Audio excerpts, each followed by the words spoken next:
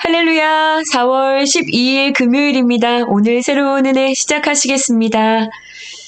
살리는 것은 영이니 육은 무익하니라 말씀하신 주님, 나의 말씀이 영이고 생명이라고 말씀하신 주님, 주님의 생기의 말씀이 우리 안에 오늘도 충만하게 거하여 우리가 우리의 삶의 모든 자리마다 살아나는, 살려지는 은혜가 위로부터 주어지는 귀한 날 되길 원합니다. 생명의 주님 말씀하여 주옵소서. 듣기를 원합니다. 예수님의 이름으로 기도합니다. 아멘.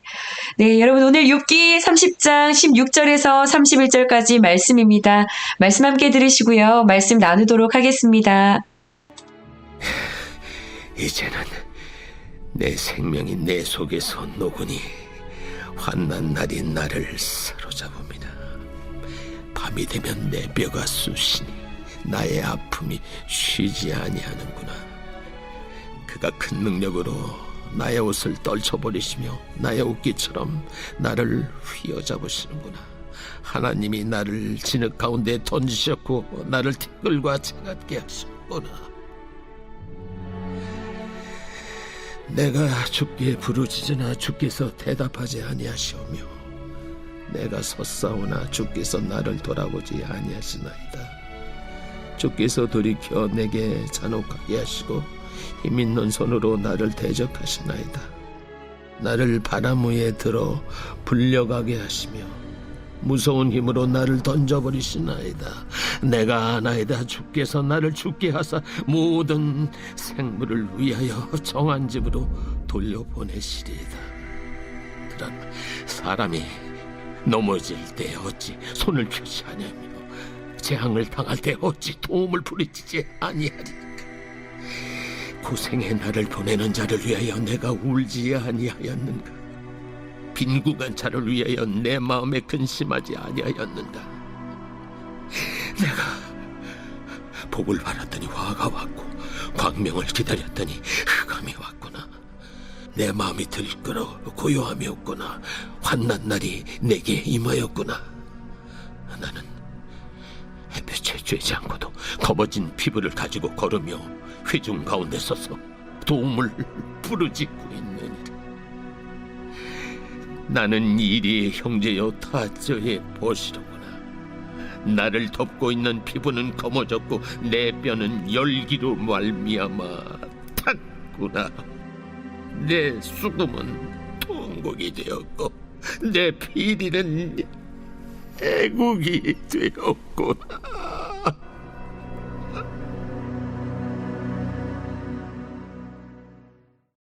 아멘. 네, 여러분 오늘 욥기 말씀의 제목은 환난 날에 부르짖는 의인이라는 주제입니다. 여러분 지난 수요일 날 투표가 있었던 날이죠. 저희 둘째 아이 사무엘과 함께 투표하는 곳을 다녀왔어요. 거리가 좀 여기서 투표하는 곳이 애매해서 저는 걷고 그리고 사무엘은 자기 자전거를 끌고 갔습니다. 투표를 하고 나와서요. 그 더샵 아파트 단지 바깥쪽으로 한 바퀴를 삥 돌아서 집으로 오는데 길이 비스듬하게 오르막길이 계속 있더라고요. 저는 걷다 보니까 잘 못 느꼈는데 이 아이가 자전거로 오르막길을 올라가는 것이 너무 힘들었던 것 같아요. 그래서 가다가 이렇게 말을 하는 겁니다. 아니, 길이 왜 자꾸 이렇게 오르막길이야? 나는 오르막길이 너무 싫어. 엄마, 도와주세요. 밀어주세요. 그러더라고요. 그래서 제가 자전거를 살짝 뒤에서 이렇게 밀어주면서 사무엘에게 이렇게 말했습니다. 사무엘, 오르막길이 너무 힘들지. 그런데 우리 인생에는 오르막길이 계속 나와. 살아가다 보면 오르막길 같은 힘든 길이 얼마나 많은지 알아? 이 오르막길을 잘 갈 수 있는 사람이 돼야 돼. 그럼 또 하나님이 언젠가는 쉴 수 있는 그런 내려가는 길도 주시겠지? 이렇게 이야기를 했어요. 그랬는데 조금 가다 보니까 내려가는 길이 나오는 거예요. 그러니까 이 아이가 우와! 하나님이 내 인생에 내리막길을 주셨다! 하고 외치면서 막 즐겁게 앞으로 치고 달려가는 겁니다. 네, 얼마나 웃었는지 모르겠어요. 그런데요, 그렇게 막 내려가고 또 저랑 박은권 집사님은 막 달려가고요. 그렇게 따라갔어요. 그리고 이제 이 아이가 코너 하나를 딱 돌았는데, 아니, 다시 오르막길이 시작되는 거예요. 그리고 이번에는 길이가 굉장히 길더라고요. 그러니까 이 아이가, 아우, 또 오르막길이야. 엄마, 밀어주세요. 그렇게 이야기를 하는 거예요. 그리고는 또 힘을 다해서 아주 천천히 올라가더라고요. 여러분, 욥은요, 언제 끝이 나는지, 도대체 끝은 있는지 알 수 없는 그 길고 긴 인생의 극심한 고통의 길을 올라가고 있습니다. 그런데 오늘 본문을 보니까는요, 욥이 이 길에서 자신의 마음이 정말로 힘든 그 이유를 한 두 가지 정도로 이야기를 하고 있습니다. 욥이 힘들어했었던 것, 그것이 무엇일까요? 네, 말할 수 없는 재난의 사건들이 있었죠. 그런데 오늘 본문에서 욥이 정말로 힘들어하고 있는 것이 있어요. 첫 번째 단락을 여러분 보시면 16절입니다. 네. 욥은요, 자기의 생명이 녹아내리는 것 같다 이렇게 말하죠. 17절에는요, 견딜 수가 없는 그런 육신의 고통이 있어서요. 온몸의 뼈마디가 욱신거리고 쑤시고 아픈데 이런 통증이 밤마다 계속되었다고 말을 합니다.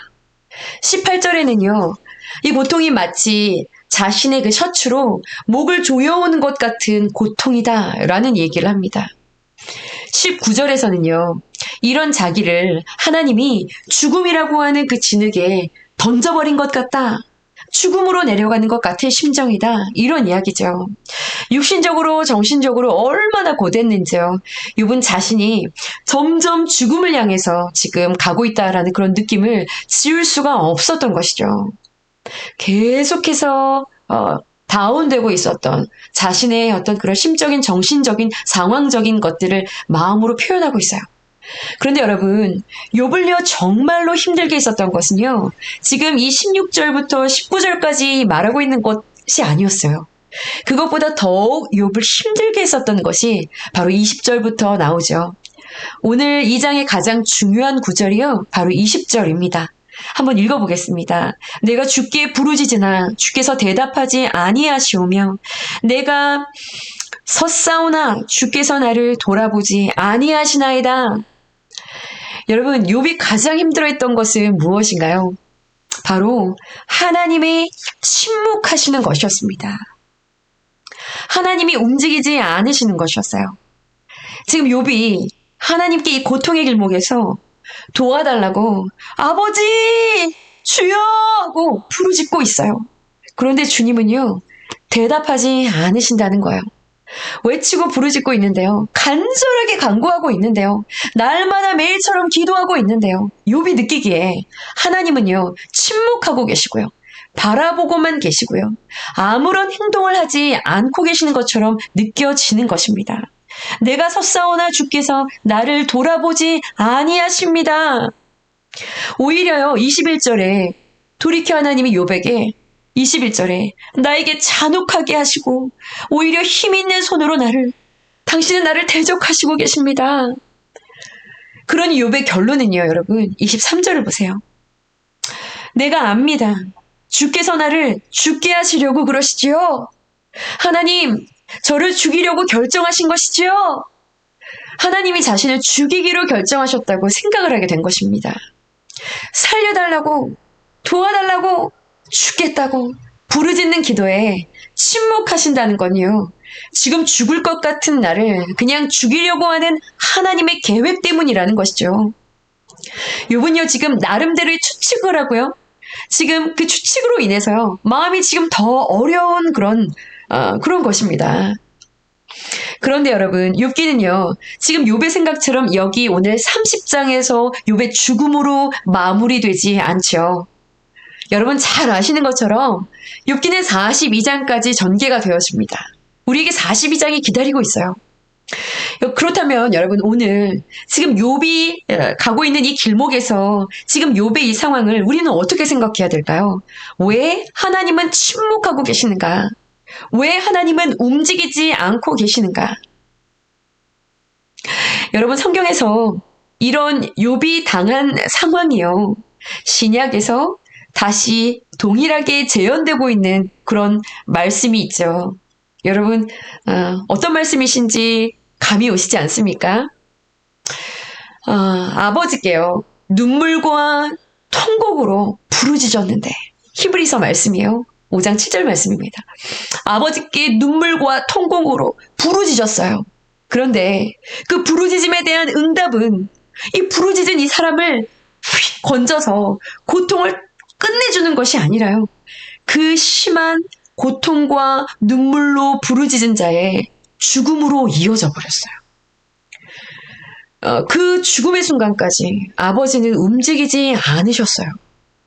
심지어 아버지가 이 일을 계획하신 것이었죠. 여러분, 오늘 이 30장의 욥은요. 눈물과 통곡으로 부르짖지만 결국 죽음으로 내려가셔야 했던 예수 그리스도의 고통을 예표하고 있는 것입니다. 뿐만 아니라요. 이것은 예수님이 당하셔야 하는 그냥 고통, 그것뿐만이 아니라 예수님 안에서 십자가를 지고 그 예수님을 따라가고 있는 모든 성도들의 삶에 일어나는 이야기들이기도 합니다. 만약에 여러분 부르짖으셨던 예수님의 그 부르짖음에 하나님이 응답을 하셨어요. 그럼 어떤 일이 일어날까요? 우리에게 구원의 길이란 열릴 수가 없었겠죠. 누군가가 살아나는 일들이, 생명이 살아나는 그 길이 여러분 열리지 않았을 것입니다. 무슨 이야기인가요? 부르짖어도 하나님의 편에서 응답되지 않는 그런 기도가 있어요.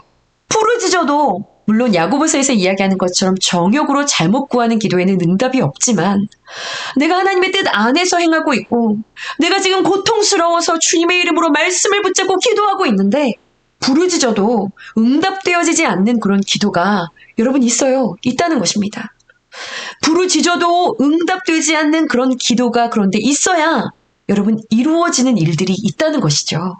하나님의 편에서요. 그 일이 우리로서는 여러분 어떤 일인지를 우리는 다 가늠할 수가 없습니다. 그런데요, 오늘 본문을 보니까는요, 누군가를 살리기 위한 여러분 내가 당하는 이 고난은요, 내가 부르짖어도 오히려 나에게 마치 죽을 것 같은 그런 시간으로 계속 되어지고요. 오히려 나를 더 힘들게 하는 그런 사건으로 마치 하나님 아무 일도 하시지 않는 것처럼 여겨지는 그런 침묵의 시간으로 나에게 다가올 수 있다는 것을 이야기하고 있어요. 그리고 오히려 응답이 없는 그런 계속되는 기도가 있었기 때문에 또한 하나님 편에서 그 구원이 성취되어졌다라고도 말하고 있는 것이죠. 여러분, 이제 곧 욥의 기도는 응답되어집니다. 하나님의 목적하신 일이 성취될 때요, 응답되어지죠. 예수님을 믿는 우리 또한 마찬가지죠. 우리가 부르짖고 있지만 하나님이 우리의 부르짖음 가운데 침묵하실 때가 있어요. 오랜 시간 계속해서 오르막길 같은 버겁고 죽을 것 같은 고통의 긴 시간을 지나면서요. 눈물로 호소하는데요. 하나님의 응답이 더디기만 한 듯 침묵하고 계시는 그런 하나님을 마주할 때가 있습니다. 그런데 여러분, 오늘 본문은요. 그러한 하나님의 침묵이 있어야 성취되어지는 구속의 사건들이, 구원의 사건들이 있다라고 말씀하고 계신 것이지요. 여러분, 우리의 간절한 부르짖음에 침묵하실 때요. 하나님이요. 이것은 하나님이 듣지 않으시는 것도 아니고요. 듣지 못하시는 것도 아니에요. 하나님이 우리 안에서 하나님께서 성취하려고 하시는 그 계획을요. 그 일을 성취해 가실 때까지 응답은 없지만요. 그럼에도 부르짖고 소망을 가지고 여러분 우리 편에서는 기다리는 일이 꼭 필요하다라는 그런 이야기이기도 합니다. 그런데요. 보통 우리 생각은 우리가 기도를 해도 응답이 없고요. 침묵이 계속되면 우리 생각은 자꾸만 딴 길을 가죠. 네. 오늘 욥도 그래. 하나님 나를 죽이려고 작정해서 그러신 것이죠? 이것은 바른 생각은 아니었어요. 욥이 할 수 있는 최상의 생각일 수는 있습니다. 이런 지금 결론 때문에 욥이 지금 더 힘들어하고 있는 거잖아요. 우리 역시 고난 가운데 기도해도요. 계속 지속적으로 기도하고 있는데 응답이 없어요. 그리고 이 고난의 시간들이 계속해서 길어지면 우리도 우리의 생각이 딴 길을 갈 때가 있어요. 예, 내가 미운 건가? 내가 미우신가? 난 저주받았나? 내가 뭘 엄청나게 잘못한 게 있나? 내 기도는 안 들리시나? 내 기도가 뭔가 잘못됐나? 그래, 도와주시긴 뭘 도와주시겠어, 나 같은 걸. 뭐, 나 같은 게 뭐 은혜를 경험하겠어. 저 성경에나 나오는 일이지. 저기 항상 잘하는 저 청년에게나 일어나는 일이지. 늘 저렇게 기도하시는, 헌신하시는 권사님에게 일어나는 일이지. 라고 생각하면서 열심히 드리던 그 기도를 포기하기도 하고요. 하나님을 오해하기도 하고 떠나버리기도 합니다. 그런데 여러분, 이렇게 미끄러진 생각의 길에서요, 여러분 빠져나와야 합니다. 우리 하나님은요, 듣고 계세요. 우리의 기도를, 우리의 신음소리를 듣고 계십니다. 아멘이시죠? 너무나 사랑하는 의로운 욥의 기도만 들으시는 하나님이 아니세요. 의로운 욥의 기도만 들으신 하나님이 아니세요. 성경에 보면 여러분 언약하고는 너무 거리가 멀었던 사라의 몸중 하갈에게서 태어난 약속하고는 거리가 멀었던 이스마엘이라는 아이를 기억하시죠? 브엘세바 광야로 쫓겨나가서 방황하다가 결국 하갈하고 마주보고 주저앉아서 엉엉 웁니다. 이 아이가요. 그런데 하나님은요, 그런 어린아이의 울음소리도 비참해서 울고 있는, 배가 고파서 울고 있는 그 아이의 울음소리도 들으시고요, 찾아오셨어요. 그리고 약속하고는 거리가 먼 아이로 등장하잖아요. 그런데 그들을 위해 일하시고 그 이스마엘과도 함께 해주셨습니다. 처음에 오르막길이 싫다던 사무엘의 이야기를 말씀드렸었죠. 긴 오르막길이 다시 나오자 힘을 쓰며 올라가던 사무엘. 오르막길이 나오면 미소가 사라지고요. 내리막길이 나오면 다시 너무 좋아하고요. 그런데 사무엘이요, 아직 발견하지 못한 게 있었어요. 그 길이 오르막길이든 내리막길이든요, 그 길을 이 아이가 잘 가려면 그 길이 어떠한 길인지에 달려있는 것이 아니라는 것 말이죠. 사무엘이 그 길을 끝까지 잘 가서요, 목적지까지 도착할 수 있으려면요, 여러분 보호자가 함께하면 끝나는 것입니다. 길의 문제가 아닌 것이죠. 제가 이 아이를 보면서 섭섭하더라고요. 아니, 보호자가 옆에 있는데 속으로 생각했어요. 내가 옆에 있는데 따라가는데 뭐 이렇게 저렇게 징징거리나. 네. 보호자가 함께하면 그 길이 어떤 길이든 여러분 지나갈 수 있습니다. 영국의 시인이 있어요. 윌리엄 블레이크라고 하는 그 시인이 쓰는 시를 여러분 읽어드리겠습니다. 당신이 한숨을 쉬는데 당신을 만든 분이 당신 곁에 없으리라 생각하지 마세요. 당신이 눈물을 흘리고 있는데 당신을 만든 분이 가까이에 없다고 생각하지 마세요. 그분이 우리에게 자신의 기쁨을 주시며 우리의 슬픔을 파괴하시나니 우리의 슬픔이 달아나 사라질 때까지 그분이 우리 곁에 앉아 울고 계십니다. 여러분 힘든 일이 있으신가요? 다 끝났어. 죽을 것 같아. 라고 고백할 만한 그런 벼랑 끝에 놓인 그런 사건, 그런 아픔들, 그런 마음의 괴로움들이 있으신가요? 바벨론 시대에 탯줄도 자르지 않고 길가에 버려진 처참한 지경에 놓여 있었던 태아와 같은 이스라엘에게요, 도와줄 자가 없었고 그저 누군가 도와주지 않으면 그대로 죽을 것 같은 그런 우리들을 보시며 주님이 말씀하십니다. 너는 피투성이라도, 너는 피투성이가 되더라도 살아만 있으라. 살아내라. 살아내야 한다. 라고 말씀하십니다.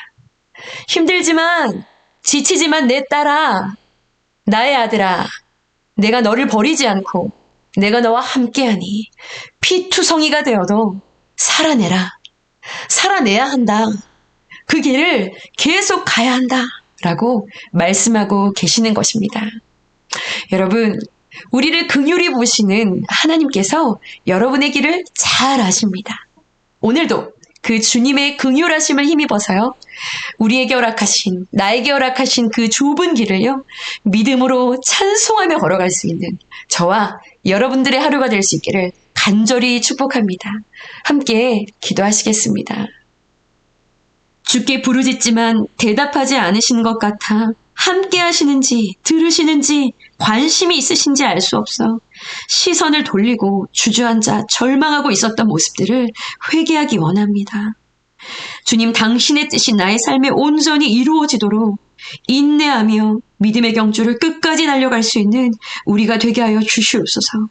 피투성이여도 피투성이와 같은 형편일지라도 살아다오, 살아내다오, 살아다오 라고 말씀하시는 주님의 사랑을 힘입어서 우리에게 허락하신 이 고난의 여정들을 잘 견디며 이 믿음의 여정을 찬송하며 주님 손 붙잡고 갈 수 있는 우리 모두가 되게 하여 주시옵소서. 감사드리며 예수 그리스도 이름으로 감사하며 기도드렸사옵나이다. 아멘, 아멘. 여러분 함께 기도하시면서 나아가시겠습니다.